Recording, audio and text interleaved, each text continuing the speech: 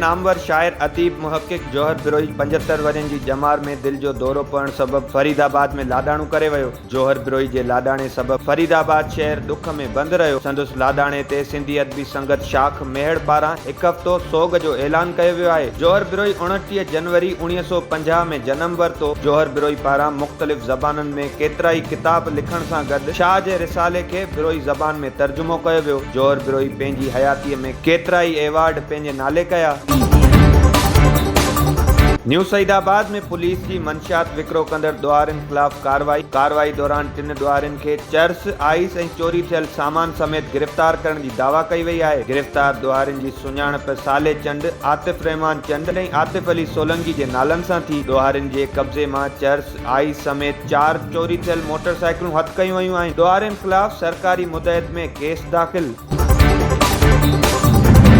नौ देरो लग कच्चे वारे इलाइक़े ॻोठ आबाणी में पुलिस ऑपरेशन दौरान शहीद थी वियल पुलिस एहलकार रमज़ान जरवार जी जनाज़े नमाज़ संदुस अबाणे ॻोठ खानवा में अदा कई वई। जनाज़े नमाज़ में पुलिस अमलदारनि, सियासी समाजी अॻुवाणनि समेत बिरादरी जे माण्हुनि ऐं शहरनि वॾे अंग में शिरकत कई।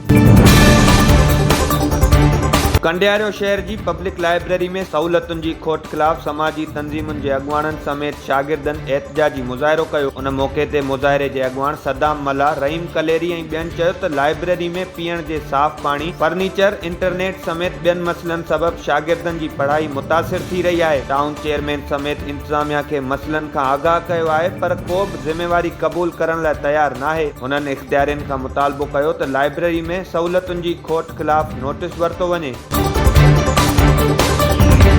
कंबर में म्यूनिसिपल कमेटी के सफ़ाई वारे शोबे में कम कंदड़ ट्रैक्टर ड्राइवर बिलावल शेख पगार मां कटौती खिलाफ़ प्रेस क्लब आॾो एहतजाजी मुज़ाहिरो कयो। उन मौक़े ते बिलावल शेख चयो त 15 सालनि खां म्यूनिसिपल कमेटी में ड्राइवर तौर नौकरी करे रहियो आहियां। उन बावजूद भी मुंहिंजी 42,000 रुपया पगार मां हर महीने 10,000 रुपया कटौती कई थी वञे। कटौती ते इनकार करण ते ऑफिसर नौकरी मां फारिग करण जूं धमकियूं ॾियनि था। हुन सूबाई वज़ीर बल्दियात खां मुतालबो कयो त पगार मां कटौती कंदड़ खिलाफ़ नोटिस वरितो वञे।